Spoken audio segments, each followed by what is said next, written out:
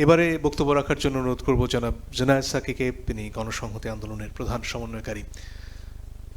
জনাব সাকি, এই গোটা রাজপথে যে আন্দোলন চলছে সেখানে আমাদের সাথে ছিলেন সবসময় এবং আগামী সংস্কারেও তাকে আমরা সামনে পাবো এই আশা রাখছি। জনাব জুনায়েদ সাকির বক্তব্য শুনবো এবারে। সবাইকে শুভেচ্ছা, সালাম, আসসালামু আলাইকুম। নাগরিক কোয়ালিশনকে ধন্যবাদ আমাকে এখানে আমন্ত্রণ জানানোর জন্যে। লম্বা আলোচনা হচ্ছে, আপনারা সবাই অনেক সময় হয়ে গেছে এবং আরও অনেকে আলোচনা করবেন, সে কারণে আমি একটু সংক্ষেপে কথা বলার চেষ্টা করব। নাগরিক কোয়ালিশনকে ধন্যবাদ যে তারা এই প্রস্তাব খুব সুনির্দিষ্টভাবে, সুচিন্তিতভাবে এবং কিছুটা সকলের সাথে কনসার্ন ব্যক্তিদের সাথে পরামর্শ করে আইনগত এবং সাংবিধানিক ট্র্যাডিশনগুলি ফলো করে তারা প্রস্তাব উত্থাপন করেছেন। ব্যক্তিগতভাবে এবং আমাদের দলের দিক থেকে আমাদের এটা অত্যন্ত অনুপ্রেরণার একটা বিষয় যে দীর্ঘদিন ধরে আমরা যেসব বিষয়ে কথা বলার চেষ্টা করেছি, আজকে সেটা জাতীয় প্রশ্ন হিসেবে আলোচিত হচ্ছে। আমরা বহুবার রাজনৈতিক অঙ্গনে, টেলিভিশন টক শোতে যখন এসব বিষয় নিয়ে কথা বলেছি, একটু আজগুবি কথাবার্তা বলছি আর কি, এরকম অনেক গালাগালি শুনতে হয়েছে। কিংবা শক্তি ভারসাম্য তো একটা বড় ব্যাপার, কে কোন কথা বলছে তার উপর নির্ভর করে। 72 সালে যখন গণপরিষদ তৈরি হয় তখন মৌলানা ভাসানী, নবগঠিত দল জাসদ, প্রফেসর মুজাফর আহমেদ ন্যাপের পক্ষ থেকে, তারা কিন্তু 72 সালের গণপরিষদের খুবই মৌলিক ক্রিটিক করেছিলেন। একটা ফান্ডামেন্টাল ক্রিটিক হচ্ছে 72 সালের গণপরিষদ গঠনের মধ্য দিয়ে 71 সালকে অস্বীকার করা হয়েছে। এই ক্রিটিক করছেন মৌলানা ভাসানী, এমনকি জিএসডির পক্ষ, জাসদের পক্ষ থেকে। প্রফেসর মুজাফর আহমেদ, যিনি মূলত আবার তখন আওয়ামী লীগের ব্রডার কোয়ালিশনে আছেন, তিনি ওই সমালোচনা করেছেন। সমালোচনাটা এই কারণে করা হয়েছিল যে 70 সালের পাকিস্তানের জন্য যে গণপরিষদ নির্বাচিত হয়েছিল পাকিস্তানের সংবিধান প্রণয়নের জন্য, সেটার অংশ দিয়ে, পূর্ব পাকিস্তানি অংশ দিয়ে গণপরিষদ গঠনের প্রস্তাব, মাঝখানে যে 1971 সালের একটা বিরাট যুদ্ধ হয়েছে, যেখানে এত মানুষের অংশগ্রহণ, এত আত্মত্যাগ, এত লক্ষ লক্ষ মানুষ রক্ত দিয়ে একটা রাষ্ট্রপত্তন করেছে, পুরো অভিজ্ঞতাকে অস্বীকার করা হয়েছে। 70 সালের নির্বাচনে সবাই অংশ নেননি, ওটা একটা কৌশলের প্রশ্ন ছিল। 71 সালের যুদ্ধ ছিল একটা অস্তিত্বের সংগ্রাম, নতুন অস্তিত্বের ঘোষণা। কাজেই সেই দিক থেকে এই একটা জাতীয় যে অভিজ্ঞতার বদল, সেই বদলকে ধারণ করতে হলে নতুন নির্বাচন লাগবে, এটা তখন দাবি ছিল। কিন্তু 72 সালের সংবিধানের এই গণপরিষদের এই ক্রিটিক সত্ত্বেও কিন্তু ওইটাই প্রতিষ্ঠিত হয়েছে। এমনকি শক্তি ভারসাম্যের কারণে এই যে স্বরগুলো উঠেছিল, সেটা কেবলমাত্র ইতিহাসের ফুটনোট হয়ে গেল, খুব বড় আকারে সামনে আসেনি। হ্যাঁ, কয়েকজনকে আমরা নিশ্চিত করতে পারি, আমি এখানে নাম নিচ্ছি না, আপনারা অনেকেই জানেন, যারা এই ক্রিটিকগুলো জারি রেখেছিলেন এবং আমাদের সমাজে এই চিন্তাকে পরবর্তী প্রজন্ম পর্যন্ত তার যাতে রিলে রেসের মতো ব্যাটনটা হাতে নিতে পারে, সেই জায়গায় এটা আজকে পর্যন্ত নাহিদদের প্রজন্ম পর্যন্ত এসছে, যে কারণে আজকে আমরা নতুন শক্তি ভারসাম্য এসে দাঁড়িয়েছি। আমরা ওই সমালোচনা করতে পারছি যে আমাদের ফাউন্ডেশনের মধ্যে অনেক গলদ আছে, কিন্তু এটাও ঠিক, একটা রাষ্ট্র পত্তন হয়েছে, একটা ফাউন্ডেশন হয়েছে, তার মধ্যে যতই গলদ থাকুক আপনাকে গলদ দূর করার প্রক্রিয়াতে যেতে হয়। কোনো কিছু স্বয়ম্ভু না, স্বয়ম্ভু না বলেই অতীতের সাথে আমাদের একটা ক্রিটিক্যাল এঙ্গেজমেন্টের মধ্যে দিয়ে আমরা সামনে যাই। অতীতকে ছিঁড়ে ফেলা যায় না, নাই করে দেওয়া যায় না। সেই জায়গাটা আপনারা সকলেই জানেন এবং আমরা সেই অভিজ্ঞতার মধ্যেই এখন আছি। অনুপ্রেরণার দিক যে এই প্রশ্নগুলো এসছে বাংলাদেশের জাতীয় প্রশ্ন হিসেবে, এবং এখনকার শক্তি ভারসাম্যে আমরা সবাই এটা আলোচনা করছি, সিরিয়াসলি আলোচনা করছি। ক্রিটিকটা এইটাই যে আমরা আলোচনা সবসময় তুলতে পারিনি, একেবারেই পারিনি। মনে পড়ে আমার এটা হচ্ছে 6 সালের আগে, সম্ভবত 4-5-এর দিকে আওয়ামী লীগ এবং তার কোয়ালিশন 23 দফা কর্মসূচি দিয়েছিল জোট সরকারের, বিএনপির জোট সরকারের বিরুদ্ধে তাদের যে আন্দোলন এবং জোটের। সেই 23 দফা কতগুলো অর্থনৈতিক কর্মসূচি, সংস্কার কর্মসূচি ইত্যাদি সামাজিক কর্মসূচি ছিল। রাজনৈতিক দিক থেকে তেমন কিছুই ছিল না, কাঠামোগত কোনো সংস্কারের প্রসঙ্গ ছিল না, কিন্তু সেই 23 দফা অনেক আলোচিত হয়েছিল, ব্যাপকভাবে আলোচিত হয়েছিল। তো আমাদের এই পক্ষপাতমূলক মানে যে রাজনৈতিক বিভাজন থাকে, সিভিল সমাজ, সমস্ত সংবাদ মাধ্যম, আমাদের বুদ্ধিবৃত্তিক চর্চা, এইটাও অনেকভাবে বিভাজিত ছিল। এই সবগুলো জিনিস অতিক্রম করার একটা ধাক্কা জুলাই আমাদেরকে দিয়েছে। যে রক্তের উপর দাঁড়িয়ে এই ধাক্কা তৈরি হয়েছে সেটাকে আমরা সালাম জানাই, কারণ বাংলাদেশ ওই জায়গা থেকে সত্যি নতুন যাত্রা করতে পারবে যদি আমরা ওই উপলব্ধির জায়গাগুলোকে আমাদের মধ্যে এবং পরবর্তী প্রজন্মের মধ্যে যথার্থভাবে সঞ্চার করতে পারি। আমি সরাসরি আমার দুটো পয়েন্টে আলোচনা করতে চেয়েছি, সেইটাতে আসি। বিএনপির স্ট্যান্ডিং কমিটির মেম্বার জনাব সালাউদ্দিন আহমেদ, তিনি যে কথা তুলেছেন পথরেখা বিষয়ে, আমি পথরেখা বিষয়ে প্রথমে আসছি। পথরেখাও গুরুত্বপূর্ণ, মানে এটা খুব বড় আকারের দ্বিমত না অধ্যাপক আলী রিয়াজের সাথে। ডেফিনেটলি আমাদের যে সমস্ত সংস্কার প্রশ্নগুলোতে আমরা একমত, সেগুলো নির্ধারণ করা জরুরি। পথরেখাও জরুরি, সেইটা নিয়ে রাজনীতি চলছে এবং রাজনৈতিক মাঠে কিন্তু পথরেখাটাই সামনে আসে। তো উনি বলেছেন অ্যামেন্ডমেন্ট করেই সংসদ তো এই জিনিস নিতে পারে। প্রথমত, যে কাজটা আমরা এখন করছি সেটা একটা মৌলিক সংস্কারের প্রশ্ন, এটা সংবিধানের অ্যামেন্ডমেন্ট না। তবে একই সাথে আবার বলা দরকার যেটা সংবিধান নতুন করে লেখাও না, এমনকি রিরাইটিংও না। বিদ্যমান সংবিধানের মৌলিক সংস্কার কি কাজ করছে এটা সুস্পষ্ট হওয়া দরকার। সুতরাং নতুন করে সংবিধান লেখা, এমনকি রিরাইটিং, সেটার যে অথরিটি, মৌলিক সংস্কারের অথরিটি আর অ্যামেন্ডমেন্টের অথরিটি, এগুলোর মধ্যে পার্থক্য আছে। আমরা যখন গণপরিষদ বলি তখন আমরা একটা নতুন করে সংবিধান লেখার এখতিয়ার দেই একটা সংসদকে, কিন্তু নতুন করে সংবিধান লেখার কোনো কনসেনসাস এখন পর্যন্ত তৈরি হয়নি।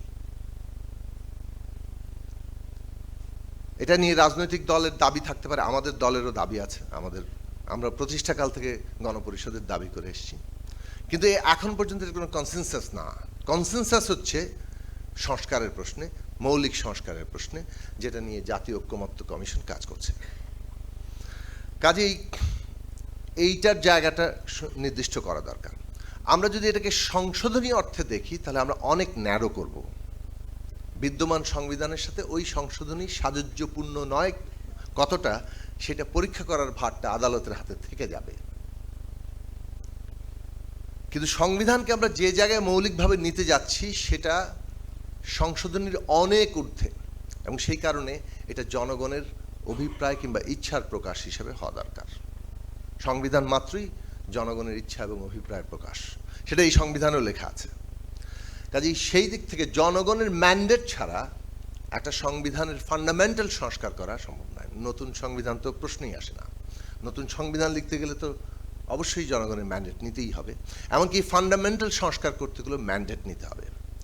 সে কারণে আমরা আমাদের দিক থেকে প্রস্তাব করেছিলাম, এবং এটা কিন্তু 5ই আগস্টের পরে নয়। আমরা যখন এই পুরো পলিটিক্যাল প্রসেসে আমাদের 7 দফা এবং 14 দফা, তারপরে আমরা যখন বিএনপি 27 দফা দিল, তারপর আমরা যখন 31 দফায় পৌঁছালাম, এবং তখন আমরা এই দফাগুলো শেষ পর্যন্ত কিভাবে অর্জিত হবে সেটার প্রসঙ্গটা আসলো। সেই দিক থেকে আমরা প্রস্তাব করেছিলাম সংবিধান সংস্কার পরিষদের নির্বাচন হতে হবে, এবং এইটাও অনেকটা কিছুটা নতুন, কেননা আমরা দেখে এসেছি আইদার কনস্টিটিউয়েন্ট অ্যাসেম্বলি আছে আর নয় অ্যাসেম্বলি আছে, কিন্তু কনস্টিটিউশন রিফর্ম অ্যাসেম্বলি আবার উদাহরণ হিসেবে নাই। ডক্টর আলী রিয়াজের প্রতিধ্বনি করে আমি বলবো যে অনেক দেশে অনেক কিছু নাই, কিন্তু আমাদের দেশের বাস্তব প্রয়োজন অনুযায়ী আমাদের এই কনস্টিটিউশন রিফর্ম অ্যাসেম্বলির দিকে যাওয়া দরকার, কেননা ওইটাই হচ্ছে এখন পর্যন্ত কনসেনসাস। কনস্টিটিউশন রিফর্ম অ্যাসেম্বলির গুরুত্ব এই জায়গায় যে এইখানে আমরা জনগণের সেই ম্যান্ডেটটা পাচ্ছি মৌলিক সংস্কার করার জন্য, যেখানে ওই সংস্কারকৃত সংবিধানকে আদালত আর চ্যালেঞ্জ করতে পারবে না, বরং আদালত তাকে সুরক্ষা দিবে, যেমনটা একটা গণপরিষদের লিখিত সংবিধানকে আদালত সুরক্ষা দেয়। ফলে ওই সুরক্ষার প্রশ্নটা খুব জরুরি, এটা যাতে 18th অ্যামেন্ডমেন্টের মতো আবার বাতিল না হয়ে যায়। 13th অ্যামেন্ডমেন্ট হয়েছিল, আদালত বাতিল করে দিয়েছে, 15th অ্যামেন্ডমেন্ট এসেছে, 15th অ্যামেন্ডমেন্ট এখন বাতিল হয়ে গেছে। আমরা একটা পার্লামেন্ট করলাম, তারপর সবই গ্রহীত হলো, কিন্তু এটা একটা 18th অ্যামেন্ডমেন্ট আকারে গৃহীত হলো। দেন কোনো এক আদালত এসে বলল যে এইটা সংবিধানের সাথে সাযুজ্যপূর্ণ নয়, অতএব এটা বাতিল। জুলাই ঘোষণা এবং এই যে আমাদের পুরো সংবিধানের মৌলিক সংস্কার, এইটা জনগণের সম্মতি এবং অনুমোদনের ভিত্তিতে তার ঘটিত একটা কনস্টিটিউশন রিফর্ম অ্যাসেম্বলি এইটাকে প্রণয়ন করবে। এইখানে আমরা কনসেনসাসে আসতে পারি, কেবলমাত্র এই পক্ষেরও নয়, সমস্ত জনগণের। নতুন সংবিধান লেখার নিয়ে অনেক অ্যাংজাইটি আছে, আমি এই প্রসঙ্গে এখন যাচ্ছি না, সেটা আরেকটা আলোচনার বিষয়। 2 নম্বর বিষয়ে আসি, শেষ করবো এটা বলেই। এখানে অনেকগুলো প্রস্তাবের জায়গা আমরা এসছি। ফান্ডামেন্টাল জায়গাটা আমরা মনে করি, আপনাকে এখানেও একটু গল্প বলি। 2016-17 সালের দিকে আমরা যখন বাম গণতান্ত্রিক জোট, তখন আমরা কাজ করতাম, গঠন করেছিলাম, তখন আমরা 5টা পয়েন্ট সামনে এনেছিলাম। একটা তো কেয়ারটেকার গভর্নমেন্টকে ঠিকঠাক করা, সেটা তো ছিলই। বিচার ব্যবস্থা পৃথকীকরণ, সেপারেশন, সেটাও আসলে দীর্ঘদিনের দাবি। সাথে 3টা নতুন জিনিস যুক্ত করা হয়েছিল শর্ত হিসাবে, যদি গড়ে তুলি কনস্টিটিউশন এই রিফর্মে রাজি কিনা। আর্টিকেল 70, কনস্টিটিউশনাল পোস্টগুলোতে কনস্টিটিউশনাল কমিশনের মাধ্যমে নিয়োগ, এটা সরকারের হাতে থাকতে পারবে না কেবলমাত্র। আর একটা হচ্ছে প্রপোর্শনাল ইলেকশন, আমরা এটা মানা হয়েছিল। সেই সময় ডক্টর কামাল হোসেন, আপনারা জানেন যে জাতীয় ঐক্য ফ্রন্ট নাকি জাতীয় ঐক্য, ওইটা জাতীয় ঐক্য ফ্রন্ট ছিল না, যে জাতীয় ঐক্য ফ্রন্ট গঠনের উদ্যোগ চলছিল, তখন সেটার জন্য জাতীয় নাগরিক সমাবেশ, তখন উনি অনেকের সাথে আলোচনা করেছিলেন। আমরাও তখন তাকেও এই প্রস্তাব দিয়েছিলাম যে এই 4-5টি বিষয়, যার মধ্যে 2টো সবাই রাজি, কিন্তু এই 3টি নতুন বিষয় কনস্টিটিউশন রিফর্মে যদি আমরা রাজি থাকি, তাহলে কিন্তু একটা ব্রডার কোয়ালিশন সম্ভব। সেই সময় অনেকেই এই প্রশ্নগুলো বলেছেন, কিন্তু সেই ব্রডার কোয়ালিশনে, জাতীয় ঐক্য ফ্রন্টে এই প্রসঙ্গগুলো কিন্তু অন্তর্ভুক্ত হয়নি, বিশেষত ওই 3টে না হওয়ার একটা কারণ ছিল যে তখনও পর্যন্ত রাজনৈতিক যে মানে সংগ্রাম, সংঘাত, দ্বন্দ্ব, সেটাকে বিদ্যমান কাঠামো এবং এই সাংবিধানিক কাঠামো এবং ইলেকট্রাল কাঠামোর মধ্যে দেখা হচ্ছিল। বাংলাদেশে যে আর একটি নির্বাচনও সুষ্ঠুভাবে সম্ভব না, এটা যে বাংলাদেশের একটা শাসনতান্ত্রিক সমস্যা, অন্যান্য রাজনৈতিক, সংস্কৃতিগত, অর্থনৈতিক ইত্যাদি সমস্যার সাথে, মানে আমি একটা লুটের অর্থনীতিতে যে চেহারা হয় সেটা আছেই, কিন্তু তার সাথে একটা এগেইন কনস্টিটিউশনাল পাওয়ার স্ট্রাকচারের সমস্যা, এই প্রশ্নটি তখনও পর্যন্ত স্বীকৃত নয় জাতীয়ভাবে।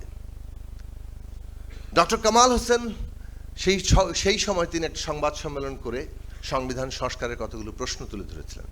সেটা একটা বড় ঘটনা ছিল, কেননা ফ্রেমার অফ দি কনস্টিটিউশন একজন গুরুত্বপূর্ণ সদস্য, তিনি তার লিখিত সংবিধানের পরিবর্তন বিষয়ে কথা বলছিলেন। কিন্তু আপনার খেয়াল করলেন 18 সালের নির্বাচনের পরে বাংলাদেশে নতুন বাস্তবতা সৃষ্টি হলো। বিএনপির মতো বড় রাজনৈতিক দল কনস্টিটিউশন পাওয়ার স্ট্রাকচারকে যে আমাদের বড় সমস্যা, সেই প্রশ্নটাকে এন্ডোর্স করলো এবং সেইটাকে রাজনৈতিক কর্মসূচিতে রূপান্তরিত করতে এগিয়ে আসলো। তার সীমাবদ্ধতা থাকতে পারে, সমালোচনা করতে পারেন, আরও বেশি আমরা চাই, কিন্তু এই যে এটা একটা ন্যাশনাল প্রোগ্রামে পরিণত হয়েছে, সেটা ওই জায়গা থেকে এসছে। ফলে কনস্টিটিউশনাল কমিশন নিয়োগের ক্ষেত্রেও আমাদের প্রথম বিভাজন অনেকগুলো আছে, কিন্তু আমরা কি এতটুকু অ্যাচিভ করতে পারবো কনসেনসাসে যে আমরা পাবলিক সার্ভিস কমিশন, আমরা নির্বাচন কমিশন, আমরা দুর্নীতি দমন কমিশন এবং আমরা অডিটর জেনারেলের পদ, যেগুলো এবং ন্যায়পাল, এই 5টা জায়গা যদি আমরা কনস্টিটিউশনাল কমিশনের হাতে দেই, যেখানে সরকারি দল, বিরোধী দল এবং বিচার বিভাগের প্রতিনিধিত্ব আছে, যেটা এনসিসি হিসাবে প্রস্তাব করা হয়েছে, তাহলে বাংলাদেশের রাষ্ট্রের যে কাঠামো, সেই কাঠামোটাতে দলীয়করণের যে জায়গাটা সৃষ্টি হয়েছে, এই জায়গাটা অনেকখানি একটা বন্ধ করার জায়গা তৈরি হবে। আর্টিকেল 17 এখন প্রায় ঐক্যমত্য তৈরি হয়ে যাচ্ছে এবং আপার হাউসে সংখ্যানুপাতিক প্রতিনিধিত্বের প্রশ্নটি এখনো পর্যন্ত ঝুলে আছে। আমরা ফোকাস করা দরকার কোন বিষয়গুলোতে আমরা ঐক্যমত্য তৈরি করব, এবং এই জাতীয় ঐক্যমত্য তৈরি হলে বাংলাদেশ ডেফিনেটলি এগোবে। লাস্ট বাক্য, যেসব বিষয়ে আমরা ঐক্য তৈরি করেছি সেটাই কিন্তু কনসেনসাস, সবাই মিলে এখন আছি, কোনো একক শক্তি কিন্তু ড্রাইভিং সিটে নাই। কাজেই consensus should be the method. পদ্ধতিগতভাবে কনসেনসাসের বাইরে আমরা অন্য কোথাও যেতে পারি না। কনসেনসাস তৈরি করা সেটা এই কারণে গুরুত্বপূর্ণ, প্রফেসর আলী রিয়াদ সহ যারা কনসেনসাস কমিশনের মেম্বার, প্রত্যেকের হাতে একটা ঐতিহাসিক দায়িত্ব আছে। আর যেসব বিষয়ে আমাদের দ্বিমত আছে আমরা জনগণের কাছে যাই, নির্বাচনী ম্যানিফেস্টো নিয়ে যাই, ফলে আগামী নির্বাচন একই সাথে জাতীয় সংসদ নির্বাচন এবং সংবিধান সংস্কার পরিষদের নির্বাচন, যেখানে জনগণ আমাদেরকে ম্যান্ডেট দিবে এবং আগামী দিনের আরও রাষ্ট্রনৈতিক পরিবর্তনগুলো আমরা ঘটাতে পারবো। আপনাদের সবাইকে ধন্যবাদ আমাদের মতামত আপনাদের শেয়ার করার সুযোগ দেওয়ার জন্য।